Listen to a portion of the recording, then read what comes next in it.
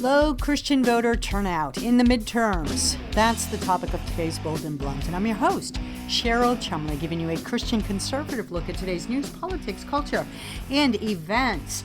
Did you know that on any given election in America, roughly only 30% of self-declared Christians actually get to the polls to vote? That's dismal. And that tells why America is facing such dark, wicked times, not just in the political area, but in the culture. Before I get into all that, I want to quickly mention if you like Bold and Blunt, you can get Bold and Blunt at edify.app, the online platform for your faith-based podcast. You can also get Bold and Blunt directly at washingtontimes.com. Go there, scroll to the bottom of the page, find the newsletter section, click on it, find my newsletter, and please sign up for it. You will not only get my twice weekly Bold and Blunt podcast, but you will also get all the commentaries that I write all day, all week long at the Washington Times, delivered right to your email box, Monday, Wednesday, and Friday. And as always, you can get Bold and Blunt anywhere podcasts are offered, Spotify, Apple. You know what? Just go to Google and type in Bold and Blunt podcasts and then subscribe when you see it. If you are already a subscriber, thank you. Thank you so much. I really do appreciate your support. I want to read from this letter from Jason Yates, the CEO of myfaithvotes.org. It was in the aftermath of the midterm elections just this past November. Christians across the nation are feeling a range of emotions after the midterm elections. Why? Well, it's been a long, drawn-out cycle, as Jason writes, but it's also been a little bit of a disappointment from what the media kept drumming into Americans' heads in the weeks leading up to election, that there was going to be a red wave, there was a red tidal wave coming, a red storm coming, and it was more like, maybe a little raindrop here and there, just a little sprinkling. But Republicans did win the House, and that's good news for those in the House, those newly elected, and those already currently serving in the House who aren't afraid to use the purse strings to reel in the big burdensome leftist onslaught that this White House and the Democrat Party in general represent. Pro-life, pro-family, and pro-freedom values, My Faith Votes CEO Jason Yates writes, did indeed advance in these midterm elections. Well, don't they usually, right? Because Christians, by and large, do care about life, family, and freedom. Too bad not the majority of Christians in America seemingly care enough to get out to vote. When you have only a third of declared Christians in America making it to the polls to actually cast their ballots, dismal, pitiful, sad, deplorable even. Over 1,300 churches in Arkansas, North Dakota, and South Dakota received support from My Faith Votes to push back on recreational marijuana ballot measures, all of which were voted down. Right there tells you that when Christians do get involved in politics, when they do actually get out and vote, they can indeed make a difference. And guess what? Their failure to get out and vote, or should I say our failure, I'm a Christian, but I do get out and vote. The Christian community's failure to get out and vote results in some hefty losses as well. Also from My Faith Votes CEO's letter. But there were some disappointments in these midterm elections. Namely, each of the 5 abortion-related ballot measures ended with a pro-abortion result. This was expected in progressive states like Vermont, a state with the lowest weekly church attendance. Yet, in the once bellwether state of Michigan, the extreme reproductive freedom proposition passed by 10 percentage points. Imagine if every self-declared Christian in Michigan had gone to the ballots and voted down, voted their biblically based conscience on the reproductive freedom proposition, do you think it would have passed by 10 percentage points? I don't. And you know what? Church leaders are failing, seems to be failing anyhow, in their encouragement of their congregations to actually go vote. From our exit polls, My Faith Votes, CEO writes, we learned that 70% of voters did not receive any encouragement to vote from their church. Imagine that. No mention? Come on now, churches across the nation should be hosting political candidates to come in and explain their views. Explain to the congregations their views. It's not about supporting versus opposing certain candidates if you're a church leader. It's about inviting them in order to get the people who attend your church engaged not just in the Sunday services, but engaged in the Monday through Saturday's goings-ons of our nation, which include the political realm. More good news, though, from myfaithvotes.org about these recent midterms. Engagement at the local level was extremely high, the CEO writes, especially in school board races. That is optimistic, isn't it? More parents took a stand against indoctrination within our education system and the infringement on parental rights to care for their children. If we've learned anything over the last 2 years, it is that local government matters. Absolutely. Let me sidestep really quickly. If you're looking for something to do, something to get involved in outside of church spiritual matters, bring those church spiritual religious beliefs to your local elections, to your local school board, to your local zoning boards. Zoning boards, the people who have control largely over how your lands get developed or stopped from being developed at the local level. You know, your boards of supervisors and your local city councils, they don't take up proposals for, say, land use by themselves. They do it after the boards and commissions and other organizations appointed under them study these proposals and bring forward recommendations to the boards of supervisors, to the city council members. I covered local governments for years, so I know how it works. And if you want to have an impact as a Christian, as a conservative, as a patriotic American who believes in limits on government and citizens being the bosses of the elected, then you need to look local and to understand how much power and influence and sway you can have at the local level. And you need to understand how it works. It's not just the board members who meet at the supervisors level and city council level who actually vote on the measure. A lot of times the proposals have already been decided based on recommendations from the committees and commissions that are appointed beneath those boards and city councils to study the issue at depth and to present analysis and reports and so forth. So if you want to have an impact, direct impact, maybe not just even your school board, run for those seats, not just even your board of supervisor or city council, run for those seats, but look at the other commissions and the other organizations within the government umbrella.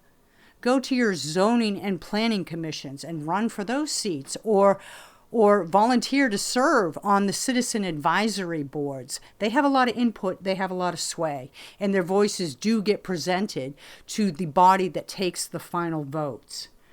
One more paragraph to read from My Faith Votes. Beyond our national initiatives to motivate and equip Christians to vote, My Faith Votes targeted key states and likely made the difference in some of those key races. For instance, in Wisconsin, we estimate that our targeted outreach activated 59,000 Christian voters who otherwise would not have voted. And, get this, U.S. Senate candidate Ron Johnson won that race with just under 27,000 votes.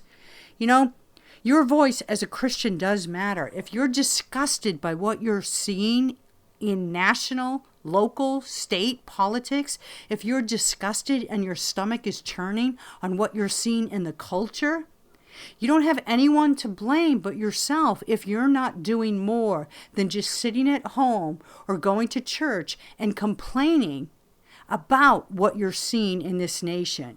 You have to take a stand. All right, moving on. So I have a guest today. His name is Timothy Head. He is Executive Director of the Faith and Freedom Coalition, which is another organization rooted in Christian principles, rooted in biblical truths, rooted in Judeo-Christian ideals, aimed at bringing forward the great American exceptionalism that comes from the idea that individual rights come from God, come from above, and that government is only there to preserve and protect those rights. Anyhow, Timothy Head, he is here to discuss what happened in the midterms, how things are looking in America for those with concern about the culture and politics of America and the moral decay that we are facing, and to offer some solutions. Tim, thank you so much for being on Bold and Blunt. I really appreciate your time. Well, it is always a treat to be with you. I'm calling from Atlanta, Georgia, where it's kind of dark and dreary. So it's nice to have a not only bold and blunt, but also a bubbly voice like yours to kind of cheer up an otherwise dreary day here. Bubbly, I've never been called that before, so this is a first for me. And it's dreary in Virginia, where I am recording from. And we also got some dreary news on Georgia's elections. Warnock, Walker. How do you see that impacting the political atmosphere going forward? Well, one of the reasons why I like being on your show and on shows like yours is it gives us a little bit of time to unpack this kind of quickly. It's a little more kind of nuanced than just whatever the pro-life candidate lost or something like right. that. This is I think clearly anybody that was paying close attention at least to that race knew that there were some complexities around Herschel Walker's background over the last year. We've gotten to know Herschel and his wife Julie really well, and honestly, they're really, really great people. But he makes no bones. He recognizes and took responsibility for mistakes that he's made in this past.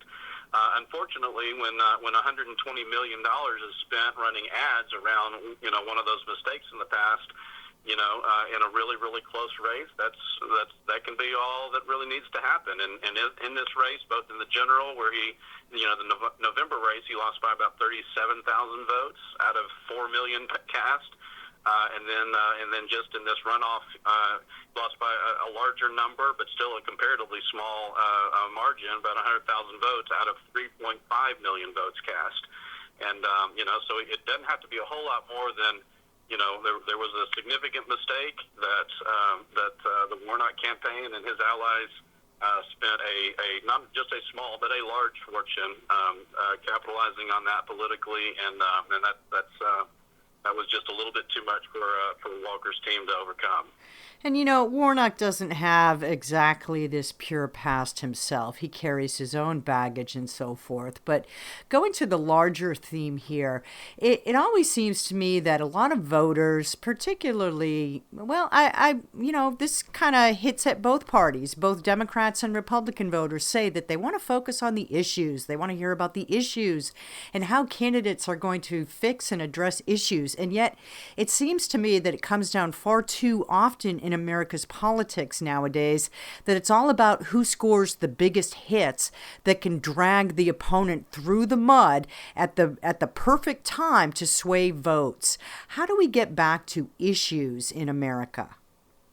Well, the hard reality here, Cheryl, is that the lowest common denominator still remains kind of water cooler politics.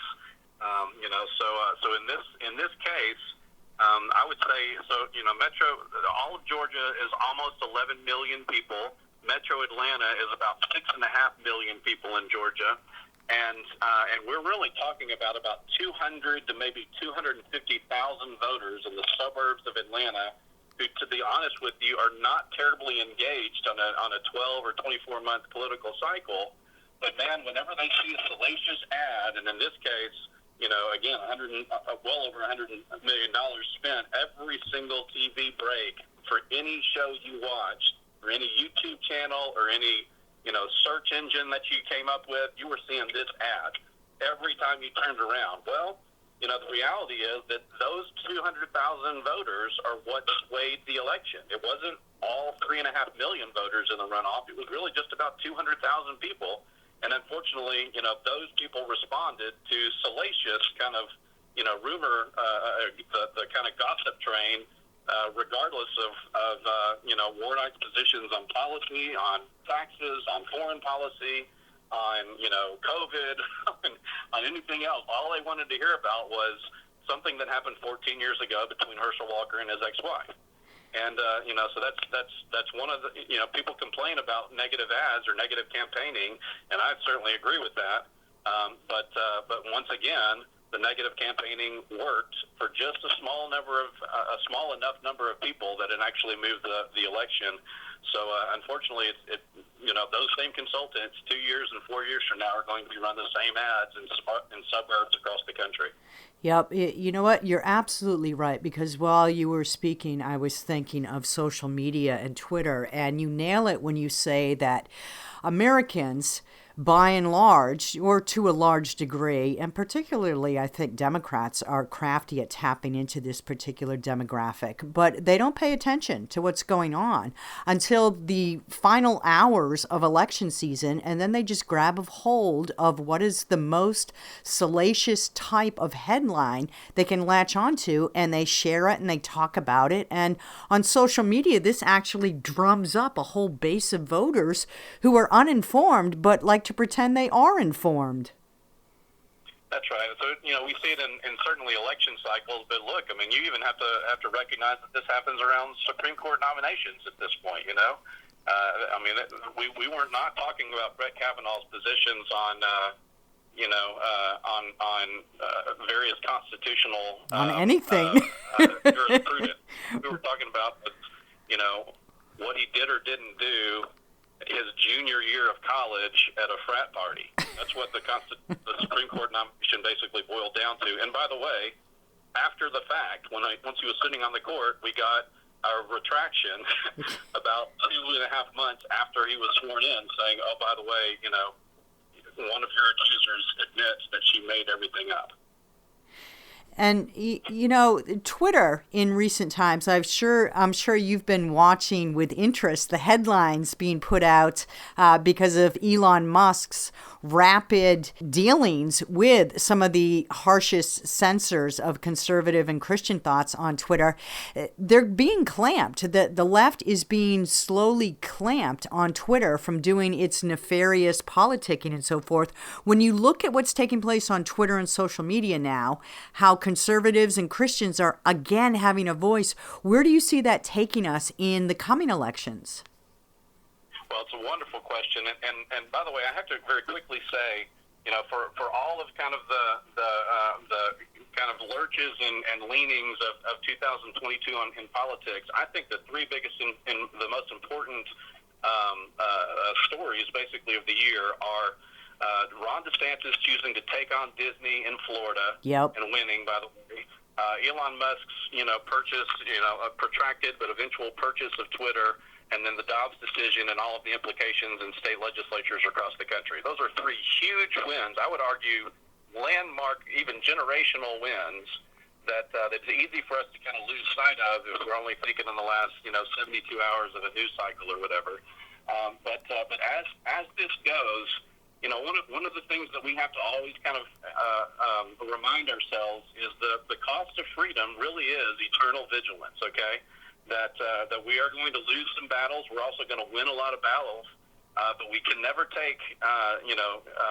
become sort of weary, if you will, in doing good, as the Scripture admonishes us.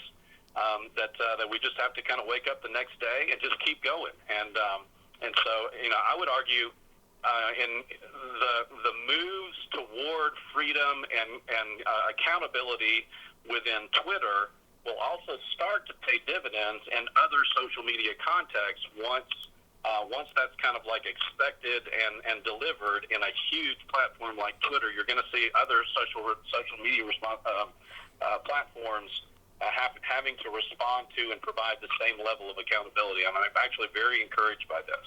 I am too, and I agree with you. I think other social media platforms will have to get in line with this whole free speech movement or die a slow death in the free market world. And talking about the three issues that you say are huge wins for Christians and conservatives, I agree with you. I think those are very big issues that we won on. Do you attribute that to a rise of Christian influences and Christian participation in elections, in more secular things of this world? Well, I do, and I'm certainly, as you noted, I'm the executive director of the Faith and Freedom Coalition. We're only one of several organizations, but there has been not only a rise. I mean, it's not new. The Moral Majority and Christian Coalition back in the 80s and early 90s were significant presences, kind of moving in this direction. But I think we've seen more sophistication and kind of granular, tactical, strategic moves by a lot of faith-based organizations, either around life or around religious liberty, around marriage and the family. That if you will, kind of all the harbor the water level of the harbor is kind of risen, and I think that the probably top 4, 5, 6 pro-faith, pro-life, pro-family entities across the country, either through public policy, through grassroots politics, or through tactical litigation and an appellate procedure. That we're actually getting better and better at this, and we're actually winning more and more. And as is the case in a lot of life, that winning tends to kind of, or success, we'll just say, tends to kind of beget success. That we're getting better people on appellate courts. We're getting better people on Supreme Courts. We're getting better cases moving through the kind of conveyor belt. We're getting smarter legislation in states that are winning and then becoming effectuated and moving to more states. And I'm encouraged by this. And despite the bad news in Georgia on the U.S. Senate race, today I'm already having conversations with speakers of the House in 3 different states on strategic legislative priorities for 2023. So the ball just kind of keeps rolling, and we keep fighting. And to go back to what you just said about the necessity for eternal vigilance, we have to keep fighting because the left does not quit and really doesn't seem to grow weary. Right now, we are facing at the Supreme Court level another case of religious freedom or First Amendment freedoms, free speech, with the web designer who doesn't want to design web pages for same-sex couples. We just went through this with the Christian cake baker, it seems. And meanwhile, if you hop over to Congress, you have that legislative attempt to make lawful same-sex marriages around the nation, something that we were told Obergefell already did. So could you respond to the persecution against religious freedoms that these present cases, both at the court and in Congress, seem to represent? Well, absolutely. I think these are they're 2 kind of polar examples, diametric examples of exactly what we're talking about. Part of the reason why I think this case is going to was granted, certiorari by the U.S. Supreme Court is it is a very similar fact pattern to one that we've seen before, but it's clearly one that this new Supreme Court wants to distinguish. And I think that frankly, among other things, we can actually be somewhat hopeful that we're going to see some progress on this versus a different Supreme Court makeup that took the previous court case and kind of butchered that thing. Maybe no pun intended for the cake maker there. But similarly in Congress, I mean, let's be honest. Obergefell did accomplish what this. Obergefell accomplished in Supreme Court precedent what this bill purports to do legislatively, but the true reason for this bill in Congress is the private right of action. So it's basically they're trying to introduce a hammer into all of kind of civil jurisprudence to allow anybody to sue, certainly churches or houses of worship, but also, in my opinion, even more importantly from their perspective, adoption agency, foster care agencies, schools, potentially universities, anything that identifies as a faith-based entity that doesn't conform with these. Basically, you're going to see just groups like the Freedom from Religion Foundation up in Madison, Wisconsin, just sue people into oblivion. Okay, and so this is a trial lawyer's dream to silence and really chill orthodox biblical teaching and practice in any realm of America. But ultimately, I think the way this is going to shake out with this new Supreme Court is it's going to be. I'll be very interested to see how this new court approaches something like this that clearly is designed to have a chilling effect on speech. It clearly is. And, the thing that is disturbing to me is that the left will never take a decision from the U.S. Supreme Court or a failure of a piece of legislation to pass on Capitol Hill and say, well, I guess we lost that one. Let's find something else to do. They just dig in and they keep at it until they get the proper people in place to push forward the very agendas that have been shut down by the American people before. And this to me is perilous for America. The idea of losing religious freedom in America, in a country where our rights come from God, right? And government is only there to preserve and protect those rights. If you remove God from the public stage, it just opens the door for big government to come in. Which precisely is the design. So this is all of these are a massive undertaking, really a generational undertaking to remove God and faith, and ultimately people of faith, from positions of influence in any kind of fabric of society. So whether that be official governmental capacities or CEOs of large companies, or presidents or provosts or chancellors of large universities. They just want to make it untenable for somebody to either purport to observe faith themselves, or especially to actually bring that faith into kind of practice in the three-dimensional world. And but look, I mean, our position at Faith and Freedom Coalition is that every one of these things we continue to trust and honor God, and we continue to kind of stay vigilant through this process and stay patient through the process. And in the end, we believe that you're going to win some and you're going to lose some. But in the end, we really believe that if we are faithful in kind of in honoring God through our own lives, as well as in these public policy enterprises, that He's faithful to ultimately show Himself to be strong in these situations, and for truth to prevail, even if from time to time we may have a dark and dreary day from time to time. And prayer definitely works on that point. That's where everything has to flow from. Do you have time for one more question? I know we're over, but of course. So, speaking of all that, or keeping in mind all that you just spoke of, so the wolf now within America's door is China.